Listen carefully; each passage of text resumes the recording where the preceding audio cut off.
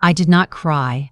I did not raise my voice. I simply picked up my purse, walked to the front door, and left. My son-in-law stood there with his arms crossed, waiting for me to back down. My daughter said nothing. And the woman sitting on my daughter's couch, the one who had started all of this, she smiled. Just barely. Just enough for me to see it. I saw it. And that was the moment I knew exactly what I was going to do. But let me start from the beginning, because you need to understand who I was before all of this, who I had been for 38 years, what I had built, and what I almost gave away. My name is Vivian. I am 64 years old.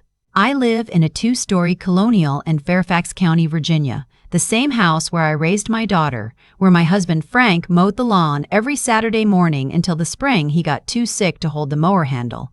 Frank passed 4 years ago, pancreatic cancer, 11 weeks from diagnosis to the last breath. There is no preparing for that kind of speed. After he died, I did what a lot of women my age do. I kept moving. I had to. We had owned a small landscaping company together for 22 years. Frank handled the crews and the equipment. I handled the books, the contracts, the billing. After he was gone, I ran it alone. I hired a good operations manager named Calvin, and between the two of us, we kept the business steady. I was not rich, but I was not fragile either. I had the house, paid off. I had the business. I had a retirement account, Frank, and I had been quietly building since our late 30s. I had enough. My daughter Melissa was 31 when Frank died. She had been with her boyfriend Derek for about 2 years at that point. I had met him maybe 4 or 5 times. Holidays, her birthday. He was polite enough, laughed a little too loud at his own jokes, wore the kind of cologne you can smell from across the room. But Melissa loved him, and I kept my thoughts to myself because she was a grown woman and I was not going to be that mother. They got engaged 8 months after Frank passed. I was still in the deep grief of that first year, still waking up some mornings and reaching to Frank's side of the bed before I remembered. But I put on a smile at the engagement dinner because that is what you do. You show up for your children even when your chest feels like it has a crack running straight through it. The wedding was set for the following October. Melissa asked if I could help with costs. I said of course. She showed me the venue she wanted. A restored barn out in Loudoun County, beautiful place, I will admit that. The catering quote was $28,000. The flowers, the photographer, the band, the rehearsal dinner. By the time we added it all up, we were looking at somewhere around $52,000. I did not flinch. Not outwardly. I wrote the checks because she was my only child and because Frank would have wanted her to have the wedding she dreamed about. I told myself that. I repeated it when I transferred the money from savings. Frank would have wanted this. The wedding was lovely. I cried the good kind of tears, watching Melissa come down the aisle. Derek looked happy. His family was there. His mother Cheryl, his 2 brothers, a crowd of cousins from somewhere in South Carolina. They took up 2/3 of the reception hall. My side was just me, my sister Faye, and a handful of friends from the neighborhood. I was seated at a round table near the back, next to Faye and a couple I had never met, who turned out to be Derek's old college roommate and his wife. The head table was up front. Melissa and Derek, his brothers' wives, his mother Cheryl sat at the head table. I did not. Faye leaned over to me around the salad course and said, very quietly, "You paid for half this room and you're sitting back here by the coat rack." I told her to hush. I meant it as a joke. Neither of us laughed. The first year of their marriage was fine. Melissa and I talked on the phone 2 or 3 times a week. She seemed happy. They had rented an apartment in Herndon, about 20 minutes from me. Derek had changed jobs twice in that year, but was working in IT sales and doing okay, she said. Then, about 14 months in, she called me on a Tuesday afternoon and asked if I could meet her for lunch. Just the 2 of us. I drove out to the little Italian place she likes on Eldon Street, and she was already there when I arrived, sitting with her hands wrapped around a water glass, not looking at her phone like she usually did. She told me that they had found a house, a place in Reston, 3 bedrooms, good school district. The listing price was $375,000. They had been pre-approved for a mortgage, but they were $60,000 short on the down payment. She looked at me the way she used to look at me when she was 9 years old and wanted something she was not sure she should ask for. I asked her where Derek's family was in all of this. Cheryl had money. That much was clear from the wedding, from the way she talked about their property back in South Carolina. Melissa said Derek had asked his mother, and Cheryl had said she didn't believe in lending money to family, that it created bad feelings. I thought about that for a moment. Cheryl didn't believe in lending money to family, but she had no trouble sitting at the head table at a wedding she hadn't paid for. I told Melissa I needed a few days to think. I went home and sat at the kitchen table with a notepad, and I wrote out my numbers. The retirement account, the business equity, the house, what I needed to live on each month, what I expected in Social Security starting at 67, what the business was likely worth if I ever sold it. I wrote it all down and I looked at it for a long time. Then I called my attorney, a woman named Harriet, who had handled Frank's estate and whom I trusted completely. I explained the situation. She asked me a few questions. At the end of the call, she said, "Vivian, before you give anyone a significant sum of money, you need to protect what you have. Let me walk you through some options." That conversation changed everything, but I did not know that yet. I called Melissa back and told her yes, I would help. $40,000, not $60,000. That was what I could do without compromising my own security. She was grateful. Derek called me that evening and thanked me, which I appreciated, even if it felt slightly rehearsed. They closed on the house in March. I went to the little housewarming gathering they had in April. Cheryl was there, standing in the kitchen Melissa had decorated, admiring the countertops as if she had something to do with them. Things shifted after they moved into that house. It was gradual, the way these things always are. Melissa's calls got a little shorter, a little less frequent. When I invited them to Sunday dinner, Derek was often busy. A thing with a friend, a fantasy football draft, a cousin visiting. Melissa started coming alone, then less often than not much at all. I told myself it was normal, newlyweds building their own life. I told myself not to be needy. Then I met Cheryl for coffee. It was her suggestion, which surprised me. We sat at a Starbucks off Route 28 and she was perfectly pleasant for the first 20 minutes, asking about my garden and the business, nodding at my answers. And then she said, in a very smooth and unhurried way, that she was a little worried about Melissa, that Melissa had confided in her that she felt I was sometimes too present, that my calls were a lot, that I had a hard time giving them space. I held my coffee cup and did not say anything for a moment. I asked her if Melissa had said this to her directly. She said in that same smooth way that Melissa wouldn't want to hurt my feelings, that sometimes it was easier to say these things through someone else. I drove home and I sat in Frank's old chair in the living room, the green one by the window that still smells faintly of his aftershave if I press my face into the armrest. And I thought about what Cheryl had said. I thought about whether it was true. I replayed every call, every visit, every invitation. I asked myself if I had been too much. I am telling you this because I want you to understand that I almost believed her. For about 3 days, I almost believed her. Then I called Melissa on a Thursday evening, and she was warm and funny, and she talked to me for 40 minutes about a show she was watching and a disagreement she'd had with a coworker and what she was thinking about planting in the backyard. She did not sound like a woman who found her mother suffocating. I did not mention what Cheryl had told me. I stored it away instead. The dinner happened in November, a Saturday, cold out, the kind of gray Virginia afternoon where the light is gone by 4:30. Melissa had invited me for dinner, and when I arrived, the house smelled like the pot roast she knew I loved, and for a moment everything felt fine. Cheryl was there. I had not been told she would be there. She was sitting in the living room with a glass of wine when I came in, and she looked at me with an expression that was perfectly neutral. Not warm, not unfriendly, just waiting. Derek was in the kitchen with Melissa. I could hear them talking in low voices. We sat down to eat. The conversation was careful. Weather, the holidays coming up. Derek mentioned he was thinking about starting a home renovation business on the side, maybe flipping a property or two. He had been looking at a duplex in Manassas, he said. It needed work, but the bones were good. And then, without quite looking at me, he mentioned that startup capital was the challenge, getting the first project off the ground. I kept eating.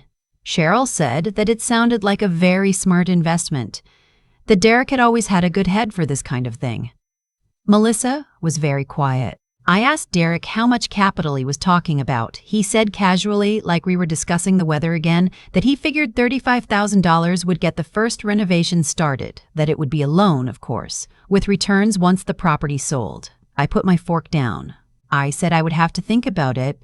Derek's expression did not change, but something behind it did. He said he understood, but that the listing wasn't going to last, and that he'd really appreciate a quick answer. Cheryl added that the opportunity was a good one.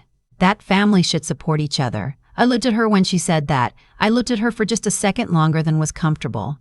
After dinner, while Melissa and I were clearing the table together, I asked her quietly if this had been the plan for tonight. If she had known Derek was going to ask me this, she didn't answer right away. Then she said, Derek really believed in the idea, that she did too. I nodded. I told her I loved her. I put on my coat, said goodnight, and drove home. I called Harriet the following Monday. I told her what had been happening. The shift in Melissa's availability, Cheryl inserting herself, the dinner, the ask. She listened without interrupting. Then I told her I wanted to do what she had suggested months ago. I wanted to protect what I had. Over the next 6 weeks, we worked through it carefully. The house went into a revocable living trust, with specific terms. The retirement accounts already had beneficiary designations, and we reviewed those. The business. I've been thinking about this for a while anyway. I began the process of properly valuing it with an eye toward a structured sale within 3 or 4 years. I did not tell Melissa any of this. Not yet. It was not her business yet. What I also did, and this mattered, I sat down with my own finances the way I had never quite forced myself to since Frank died. I made a real budget. I looked at what the business brought in, what my expenses were, what I actually needed each month. I realized I had been running a little loose with money, not extravagantly, but without the structure Frank used to help me maintain. I tightened it up. I felt something I had not expected to feel. Steadier. Clearer. Like I had been walking on uncertain ground and had finally found solid footing. Then I waited. The call came in January. Derek, not Melissa, which was itself a signal. He was friendly at first, asking how I was, how the business was going. Then he said he was following up on the conversation from November, that the duplex was still available, that he had done some more research and really felt confident in it. I told him I had thought about it and I was not going to invest. Silence. Then, can I ask why? I said I was not in a position to take on that kind of risk, that my finances needed to stay where they were. He said he'd hoped I would see it as an investment in their future. I said I understood that, but the answer was no. He went quiet again. Then he said, in a voice that had lost some of its friendliness, that he felt I didn't really support them, that Melissa had been hurt by how little I showed up for them financially given what I had. I let that sentence sit in the air for a moment. Then I said, Derek, I paid $52,000 for your wedding and $40,000 to your house. I am not sure what showing up looks like to you, but I think I have a different definition. He did not have an answer for that. He said he would talk to Melissa and hung up. Melissa called that evening. She did not sound like herself. Her voice was flat in the way it gets when she is upset, but trying to sound like she is not. She said she had talked to Derek, and she knew I had declined the loan. She said she just wanted to understand my thinking. I told her what I had told Derek, that I couldn't take on that risk, that I needed to protect what I had. She said, and this is the part I have thought about many times since, Mom, Derek's mother thinks you're being selfish, that you have more than enough and you're just choosing not to help us. I waited a moment. I asked her what she thought. Another pause. And then, I don't know, Mom. I really don't know. That hurt more than anything else. Not anger, not accusation, just that she didn't know. The Sunday dinner was Melissa's idea 2 weeks later. She called and asked if they could come over. All 3 of them, she, Derek, and Cheryl. I said yes because she was my daughter and because I was not going to hide from this. I made chicken and roasted vegetables and a peach cobbler because I am 64 years old and that is what I do when I need to feel like myself. They arrived together. Derek was stiff. Cheryl was in her smooth, pleasant mode, complimenting the house, the smell of the food, my cobbler. Melissa was somewhere between the 2 of them, not quite settling anywhere. We ate. The conversation was polite and thin as paper. After dinner, when I was bringing out the cobbler, Derek said he wanted to address something directly. He said he felt there was tension in the family that needed to be resolved, that his mother had shared some concerns about my behavior toward her, that I had been cold, dismissive, and had made her feel unwelcome. I looked at Cheryl. She was looking at her dessert plate. Derek said that if I couldn't treat his mother with respect, then he had to ask whether these family dinners were doing any good. He said he felt an apology from me to his mother was the right thing here. I looked at Melissa. She was looking at the table. I set down the cobbler. I thought about the wedding, about the coat rack table, about the Starbucks meeting, about the family should support each other, said by a woman who had given nothing and taken the head table, about my daughter not knowing whether her mother was selfish. I picked up my napkin from my lap and placed it on the table. I stood up. I looked at Cheryl. I said, "I don't owe you anything." Then I looked at Derek. I said, "And you should be very careful about the next thing you say." And I looked at Melissa last, the way only a mother can look at a child she has loved for 31 years. I held her eyes for a moment. I did not say anything to her. I did not need to. Then I walked to the closet, got my coat, and left my own house. I sat in my car in the driveway for 2 minutes. I was not trembling. I was not crying. I was clear in a way I had not been in a long time. Then I backed out and drove to Faye's house, and she poured me a glass of wine and didn't ask a single question until I was ready to talk. I did not hear from Melissa for 11 days. On the 12th day, she called. She asked if she could come over, just her, no one else. I said yes. She sat across from me at the kitchen table, the same table where I'd sat after Frank died, adding up numbers, figuring out how to survive. She looked tired. She looked like someone who had been thinking hard about something for a long time. She said that after I left, she and Derek and Cheryl had talked for a while, and that the more they talked, the more she had heard things coming out of Derek's mouth that she could not unhear. The way he spoke about my money like it was already partially theirs. The way Cheryl had nodded along. The way Melissa herself had said, "I don't know," when I asked if she thought I was selfish, and how she'd felt sick about it the moment the words left her mouth. She said she had asked Derek, for the first time, to really explain to her what he thought her mother owed them, and that when she heard his answer, she understood something she should have understood sooner. She did not ask me to apologize to Cheryl. She did not ask me for money. She asked me if I still wanted her in my life. I reached across the table and took her hands the way I had when she was small and had fallen and was trying not to cry. I told her I would always want her in my life, but that some things needed to be different. She nodded. She already knew. We have been rebuilding since then. It is not fast, and it is not without its awkward moments. Derek and I are civil when we are in the same room, which is not often. Cheryl, I have not seen since that Sunday. Melissa and I have coffee on Thursday mornings when she can manage it at the little place on Main Street in Fairfax that Frank and I used to go to on weekends. The trust is in place. The business is in the early stages of sale. I found a buyer who wants to keep Calvin on, which was important to me. My finances are the clearest they have been since Frank died. I still sit in his green chair sometimes in the evening. I still press my face into the armrest. But I am not waiting anymore. I am not managing myself smaller so other people feel more comfortable. I am not apologizing for what I built or what I choose to protect. I planted a rose bush along the back fence last spring, something Frank had always wanted to do and we never got around to. It bloomed in June, pink flowers fully open, nothing held back. I stood in the yard and looked at it for a long time. That is enough. That is exactly enough. I have been thinking, since all of this settled, about the nature of cause and effect. Not in any mystical sense. I am too practical a woman for that.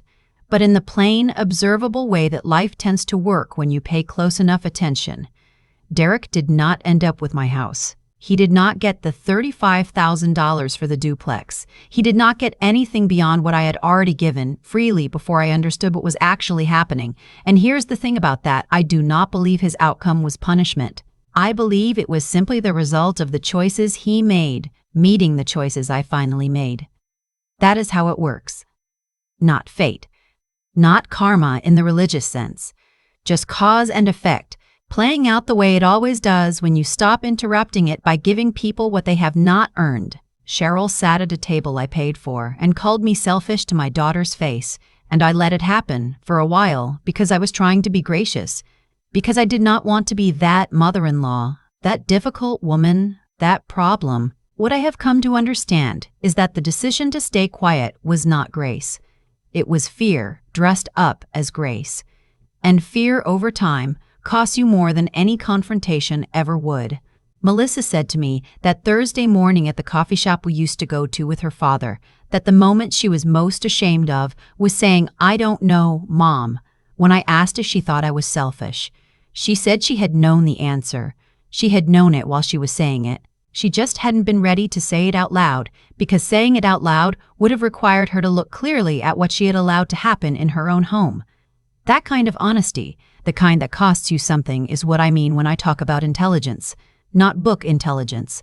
Not the ability to calculate a return on investment, the ability to look at yourself without flinching. Melissa found that eventually. It came late and it came hard, but it came. I am proud of her for it. As for me, what I learned is that protecting yourself is not the same as being cold. I spent so much energy worrying that saying no would mean I didn't love her enough. What I understand now is that the trust, the careful accounting, the conversation with Harriet, all of that was love. It was the kind of love that requires you to think past the immediate moment, past the discomfort of the ask, into what is actually true and what will actually last. Frank used to call that playing the long game. He was right about most things. I am 64 years old. I have buried a husband. I have run a business. I have written checks I did not have to write because I wanted to be generous. None of that makes me a woman who can be backed into a corner at her own kitchen table. The rose bush is still blooming. I check on it most mornings. It does not ask permission to grow. It does not apologize for taking up space. It just does what it was meant to do, in full. I think about that more than I expected to.